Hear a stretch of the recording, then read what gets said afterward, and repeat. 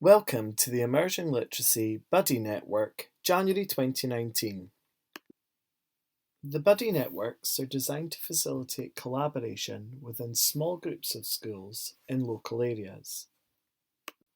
Whilst there are elements of new content, the primary focus is to reflect on previous aspects of development and look into how you can support one another in terms of embedding a whole school approach to emerging literacy. Through the Buddy Networks, we explore the three broad aims of identifying what it means to take a whole school approach to emerging literacy, having an opportunity to share our own progress in terms of taking a developmental approach, and looking at similarities across our buddy networks in order to identify ways in which we can work collectively to support our next steps. The session agenda identifies the key aspects that we're going to explore during today's session and also some of the approximate timings. As you work through the session, there's different points for you to pause and reflect and to give time for discussion across the different areas. The key driver for the Emerging Literacy workstream across the Northern Alliance is in order to support the collaboration within and across the local authorities and health boards across the north of Scotland. With that, we've now got around 344 of the primary schools that are working towards taking a developmental approach to emerging literacy. Some of you in the room will be working on your first year of that support through the local networks, some others in their second year, and there'll be some of you that will be working within your third year of the emerging literacy support. The networks provide a platform in which you can collaborate across different areas of literacy, language and communication. There's also elements built in there in terms of new professional learning and providing that time for ongoing reflection as part of that professional learning in terms of the impact on your practice and, importantly, the outcomes for the children that you're working with. Through the different support mechanisms, whether that be the networks, through the lead practitioner networks, the year group networks or the buddy networks, or whether that be through some of the online support and collaboration, it provides an opportunity to discuss what emerging literacy is and what emerging literacy perhaps isn't. The slide that's on the screen at the moment is part of a series of emerging literacy mythbusters that we're going to be exploring during the remainder of this academic session. The first myth that we're going to explore is that emerging literacy is a new literacy programme that replaces what was done before. When we think about defining what emerging literacy is, I suppose what we can try and summarise is that emerging literacy in itself is not a new literacy programme. In taking a developmental approach to emerging literacy, what we're hoping is that through the support, practitioners are able to recognise and respond to the strengths and the gaps in children's foundational literacy skills and plan for those appropriately through the different differentiated learning experiences. As practitioners, we're continuing to plan for the teaching and learning of listening and talking, reading and writing, and the different skills that fall into those different subcategories, but also thinking around about embedding the foundational literacy skills of concepts of print, of oral language, of phonological awareness, and of pre-handwriting. So in summary, it's not around about thinking about it's something new that we're doing instead of, but it's taking the practice that we had previously and supplementing that with the new knowledge, understanding and skills that we've developed through understanding the processes of foundational literacy skill development.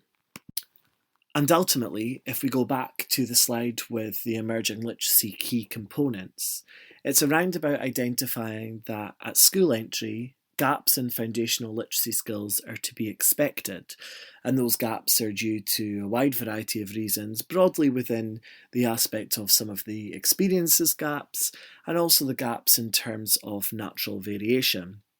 And what we know from the key components of emerging literacy is that the stronger that we can build these key foundations as part of the teaching of listening and talking, reading and writing, the better outcomes that can be forecasted for children in terms of their later skill development.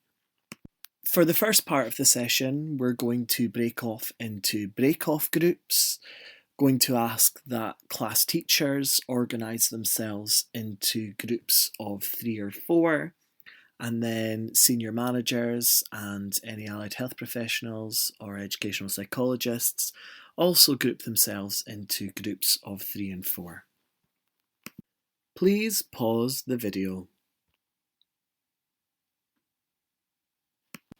Once you've reorganised yourselves into your break-off groups, we're going to do our voice around the table task. The voice on the table task tonight is going to be starting with the person with the most letters in their first name, and if there are any duplicates, you can do the person with the most letters in their first and their surname, and then move clockwise around your group. Share your name, your place of work and your role, and a highlight from your winter break. Please pause the video. In your smaller break-off groups, over the next 20 minutes, you're going to explore a couple of different elements within your group. As the class teacher group, we're going to ask you to have a look at your trackers for the foundational literacy skill development in the likes of phonological awareness and pre-handwriting development, and share with the others in your group the progress that your children have been making in their foundational literacy skill development since your initial screening at the beginning of the year. As part of sharing your children's progress, the question to explore is, how do you plan for the development of foundational literacy skills as part of your teaching of listening and talking, reading and writing? In the groups with school senior managers and allied health professionals and educational psychologists, your focus is going to be around about taking a whole school approach to emerging literacy. Firstly, we're going to ask you to focus around about the whole school audit tool. Within that tool, you're going to look at the first page that identifies the different quality indicators from How Good Is Our School For, and provides a framework in which you can reflect on in terms of taking a developmental approach to emerging literacy. Alongside the evaluation of your whole school audit tool, we'd also like you to look at the ADKAR change template and evaluate your school's progress in terms of taking a developmental approach. The three questions that we'd like you to explore as part of your group are: where are you in your journey in terms of taking a whole school approach to emerging literacy?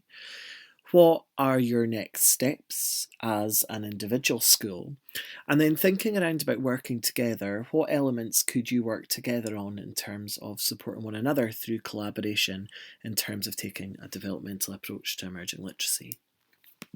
The whole school overview document provides some of the key elements which we've been exploring as part of taking a developmental approach to emerging literacy over the last few academic sessions, and it identifies the areas in schools that are looking at taking a whole school approach that they're embedding as part of their collegiate time within their school improvement plan and reflecting on that as part of practice. So, for example, one of those elements is taking a whole school approach to vocabulary development. So they may have looked at the likes of the pre-teaching vocabulary resources and the vocabulary guidance that we have online, and look at how they can embed a whole school approach to vocabulary as part of the development from the early years right throughout the school. Please pause the video. Prior to moving on to the next section, it's asked that you organise yourselves back into your school groups. Please pause the video.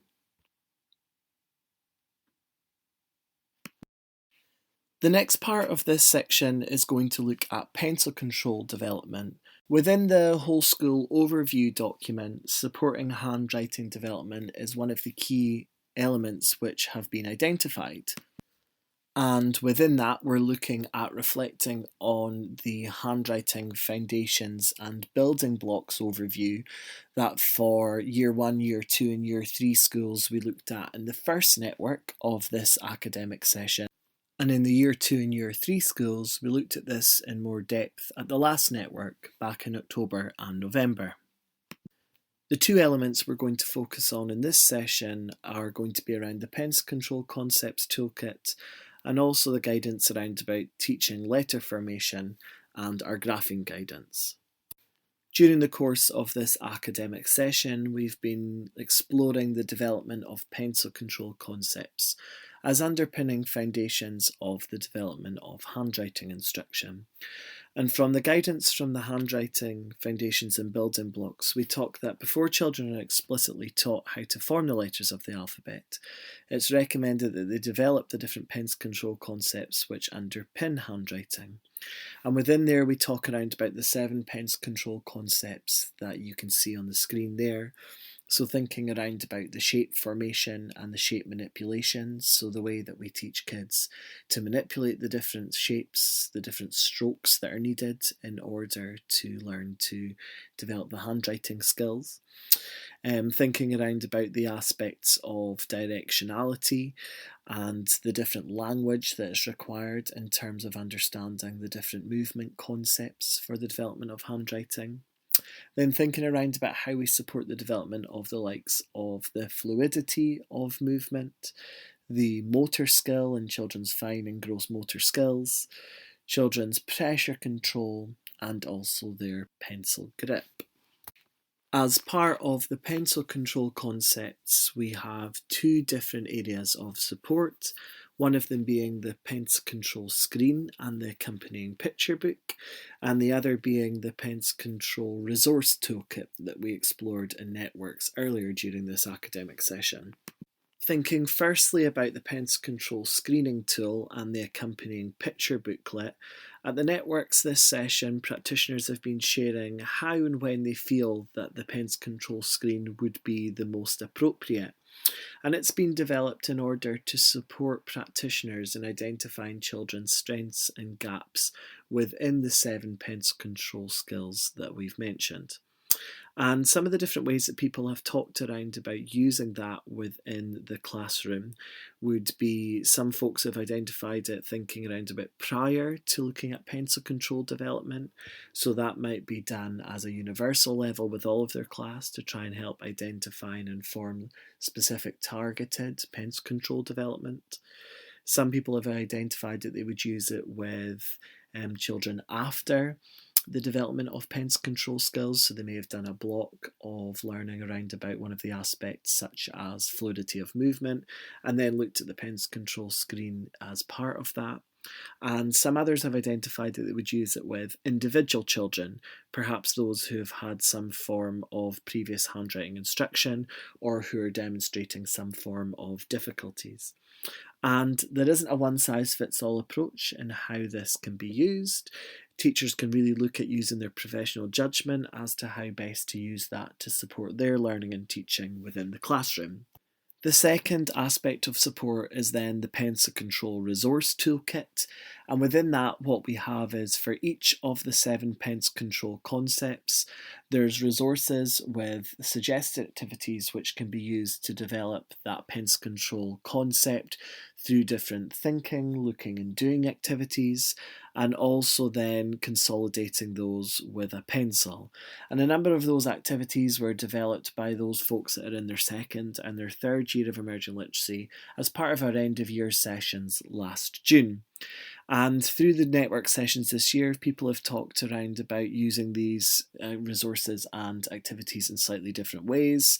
So it might be around about thinking about in terms of early handwriting instruction and looking at the different aspects that are provided for kids for all of the 7 pencil control concepts, evaluating the current early handwriting programme and supplementing some of the elements that are perhaps not being provided currently, but also for children that are perhaps experiencing difficulties in terms of early handwriting, you may look at a targeted handwriting programme for individuals or for small groups, using the pencil control screen to try and identify where those strengths and those gaps are in terms of pencil control development.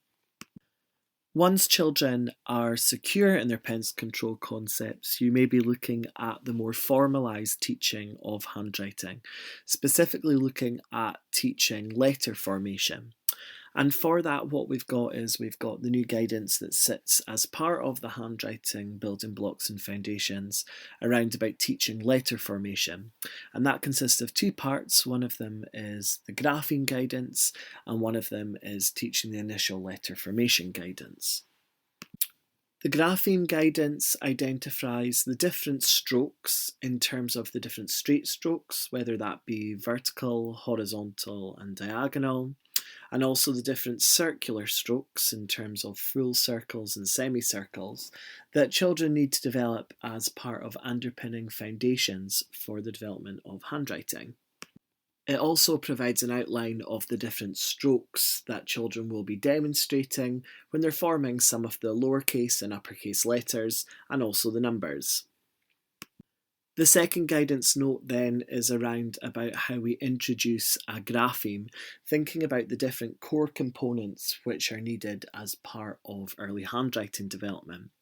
And from the slide that's in front of you there, you can see that there are 4 key components that have been identified as part of the collaboration between education and occupational therapy when looking at planning for the learning, teaching and assessment of initial handwriting.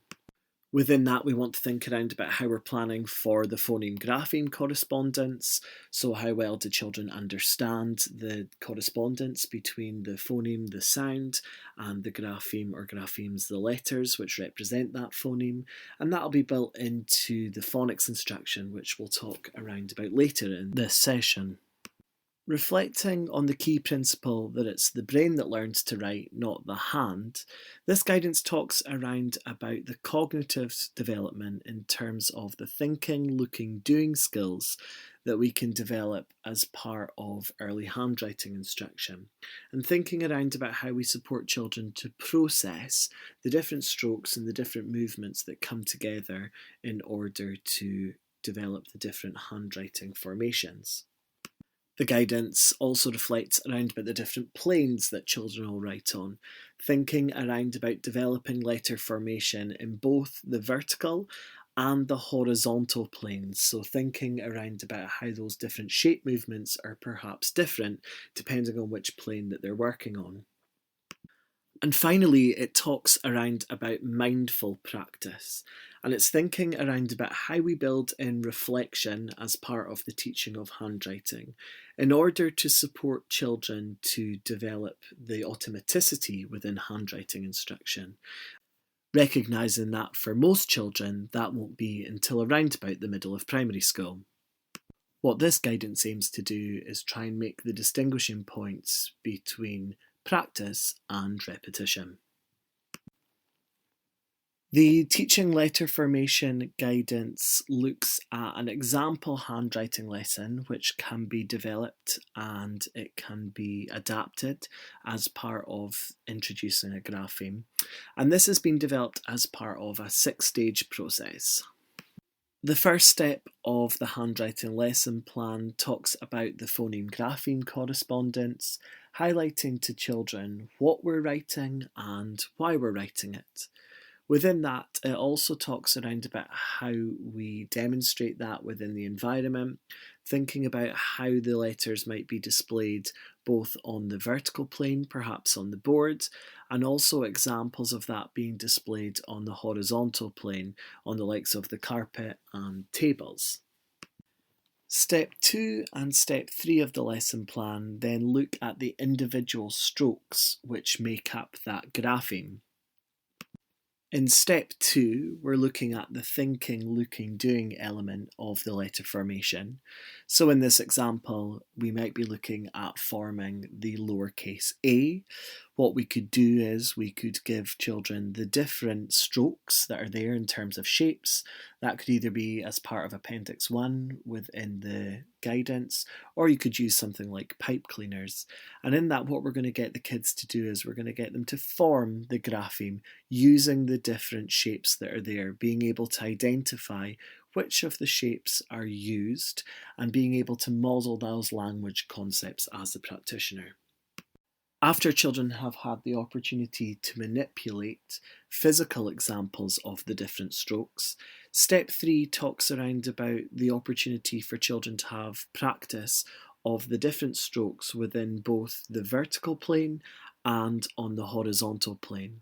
So you'll see there it's thinking around about within that grapheme of the lowercase a, having those opportunities to develop those strokes both vertically on the likes of the wall or a board, looking at some of those bigger gross motor movements as part of that, and then thinking around about how we can support the development of the individual strokes through things in the horizontal plane. So some of the examples there are trays filled with the likes of glitter, gloop, or lentils.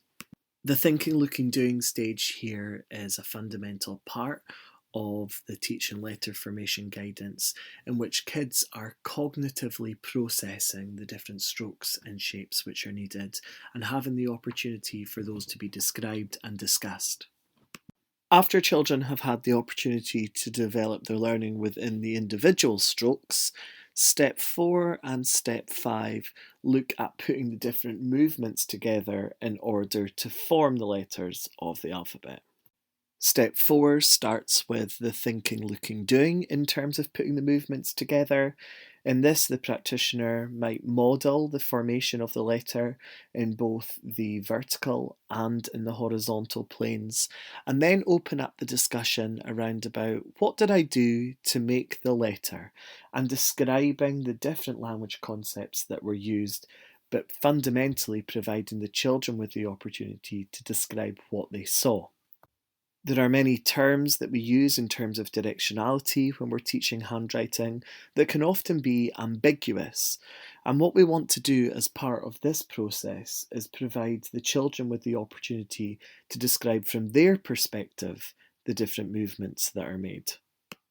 In step 5 of the handwriting lesson plan, this provides the opportunity in terms of processing the different movements that come together and applying those within the vertical and the horizontal planes.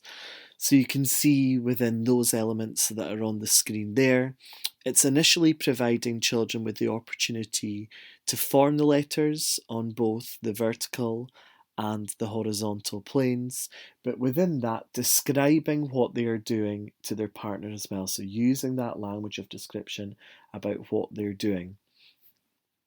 Previously, when we've looked at directionality within pencil control concepts, we've talked about the importance of children understanding the language of directionality prior to that more formalised teaching of handwriting. The final bullet point in step 5 focuses on the mindful practice, getting children to reflect each time they try and represent the grapheme in the vertical plane or in the horizontal plane, to stop and reflect. Reflect on, does the letter look like the one that they wanted to write, basing that on the modelled examples that are in the vertical plane and the horizontal plane. Thinking around about the direction, did they take the right directions in terms of the different directional language concepts that they were processing? Did they use the correct strokes? And what should they do next time? The difference between embedding mindful practice as opposed to repetition is when we plan for the opportunities for children to stop, pause and reflect, thinking around about what have they done well and what do they need to do next time to improve when forming the letters. The first 5 steps have focused on the cognitive processing that children need to do through the thinking, looking, doing activities, and also applying those within the environment as part of the vertical and the horizontal planes. Step 6 is then when we look at using a writing implement and working on a smaller scale.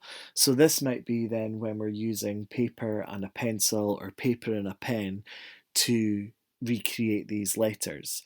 And you'll see in terms of step 6, it's still having those opportunities for mindful practice where each time we create that grapheme, we have that opportunity to pause and reflect around about what we've done well that matches the letter that we were hoping to create, and what elements do we need to do better next time. This is around about developing that mindful practice as opposed to continuous repetition. Children who experience difficulties with handwriting may do so because of gaps in terms of their earlier pencil control skills or having a repetition-focused handwriting instruction, which doesn't include all of the thinking, looking, doing aspects in terms of handwriting development and provide enough opportunities for that mindful practice. Over the next 20 minutes, as a group, we're going to look at these 4 different questions that are on the screen now.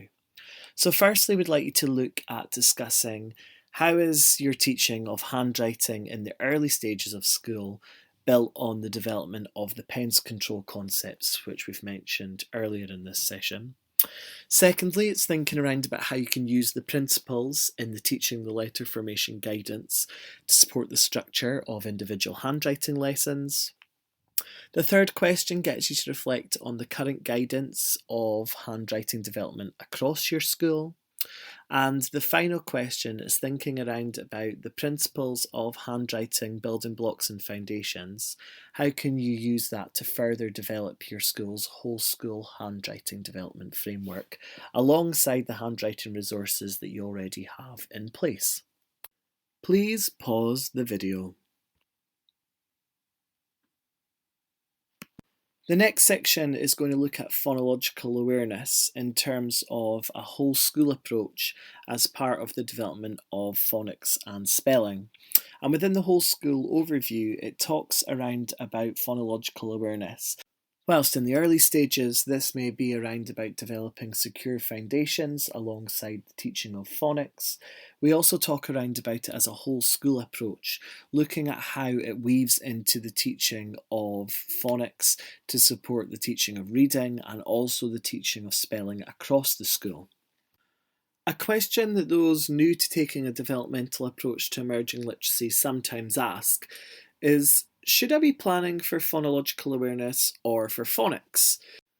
The research, such as that of Shapiro and Solity, identifies that phonological awareness is most beneficial when it's planned for alongside the teaching of phonics.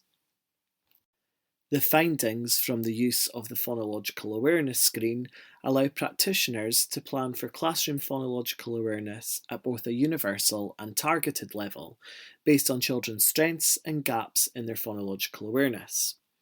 In terms of phonics programmes, some contain work on phonological awareness, and the screen and the associated materials will help you as practitioners judge whether and which children need more work on phonology. Other phonics programmes do not and will require more supplementation. Within our phonics teaching, practitioners focus around about the 2 subsets of skills. Firstly, around about the phoneme-grapheme correspondence, and by that what we're doing is we're linking the sound, the phoneme, to this corresponding letter or letters, the graphemes. And through phonics teaching, practitioners provide those opportunities for repeated exposure to the phoneme-grapheme correspondence to support the recall, but also, as discussed earlier, thinking about supporting the development of the likes of handwriting instruction. Practitioners also plan for the phonemic manipulation, and that's in which the children have to apply their knowledge of the phoneme-grapheme correspondences to read, or in other words decode, and to spell or encode words. Children who have gaps in earlier aspects of phonological awareness may find phonemic manipulation challenging. It's therefore recommended that phonological awareness is planned alongside the teaching of phonics. And through phonics teaching, practitioners can plan for a variety of opportunities to practice their decoding and encoding skills. Through the Northern Alliance Principles of Effective Phonics Teaching, practitioners are encouraged to plan for pace and application of these skills appropriate to the needs of children in their class, using the Assess Plan Teach cycle to adjust the pace and application accordingly, recognising that a one-size-fits-all approach won't necessarily ensure that there's going to be no child held back or no child left behind. One of the key elements within the Principles of Effective Phonics Teaching talks about phonics teaching applying blending and segmenting skills in reading and writing. And in the red box towards the bottom of this slide, what we said is that reading or decoding is when we're going from the concrete to the abstract. So there are words on the page, and those are concrete things in which the children then use their skills within decoding to lift those words from the page in terms of being able to read them. Thinking around about spelling, that, in fact, in terms of encoding, goes from the abstract to concrete.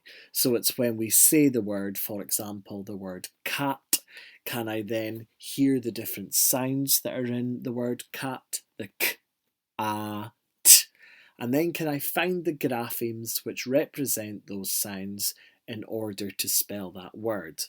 When we talk around about the teaching of phonics instruction, we talk about those two skills in terms of the decoding for reading and the encoding for spelling being a reversible process. And what we recommend is that phonological awareness should be consolidated at all stages of this process. We know that spelling is an essential but also a complex skill which involves multiple components such as visual memory, phoneme grapheme correspondence, and knowing that one sound can be represented by a number of different letters. In our teaching of phonics, we can look at the reversible processes in terms of decoding for reading and encoding for spelling. And as a point of reflection, it's interesting to note across our school how well are the principles of phonics through phoneme grapheme correspondence and the elements of phonological awareness present across the teaching of spelling right throughout the school. Wraparound spelling is a principled approach to the teaching of spelling based on the phonic code, the meaning of words, and the application of words. The approach makes the connection between decoding for reading and encoding for spelling. The wraparound spelling approach to the teaching of spelling can be used universally to support the learning and teaching of spelling for all children in classrooms, but it can also be used as a targeted approach. The wraparound spelling guidance is based around both phonological awareness and morphological awareness. And as part of the guidance, you'll see how phonological awareness is embedded daily as part of elements such as the seize the moment part of the guidance, which talks around about 60 seconds in which we can take different words and within that spoken language we can use different elements of phonological awareness to play around about with the sounds within the words in order to support our spelling of words that we come across. The guidance also talks around about different structural ways in terms of supporting your spelling development across your week, thinking around about that explicit teaching of spelling. This isn't based on one programme, and any of the school's current programmes can be used, but what this model talks around about is that principled approach to the teaching of spelling using whatever current programmes or schemes are in place. This might be something that you may wish to look at as we lead into our further conversations around about the teaching of phonics and spelling. Over the next 20 minutes, we're going to have an opportunity as our groups to discuss these 4 questions. So firstly, it's thinking around about phonics lessons and discussing around about how they're structured, really focused about how are they structured in order to include phonological awareness consolidation, but also around about teaching the reversible skills of decoding and encoding. The second question asks us to explore to what extent do all of our staff have a working knowledge and understanding of the phonic code. The third question asks how is spelling taught across the school. And then the fourth question is talking around about next steps. So in terms of next steps of taking a whole school approach to phonological awareness, which is embedded through the teaching of phonics and spelling, what would those next steps be? And are there any similarities across the different school groups in terms of taking that approach? Please pause the video. The last discussion point of today's session is to reflect across the different school groups what your next steps are from today's session in between now and the next time that we come together as part of the lead practitioner sessions. And once you've had an opportunity to reflect on those next steps individually as your school, it's then reflecting across and sharing each of the school's next steps. And within that, there's two questions to reflect on. The first one is, are there any elements that you could perhaps work on together? That might be through shared training or sharing of resources. And are there any aspects that you could share? So if schools have got a whole school development to the likes of phonics and spelling in place that works quite well, is that something that could be shared across the school group if it's not been done so already? Please pause the video. You've now reached the end of today's session. On the screen you can see the different links to the different resources which we've looked at, which are available on the Highland Literacy website. Really broadly today we've focused around about the whole school audit materials, looking at the principles of effective phonics teaching, focusing in and around about the handwriting development, and also looking at phonics into spelling.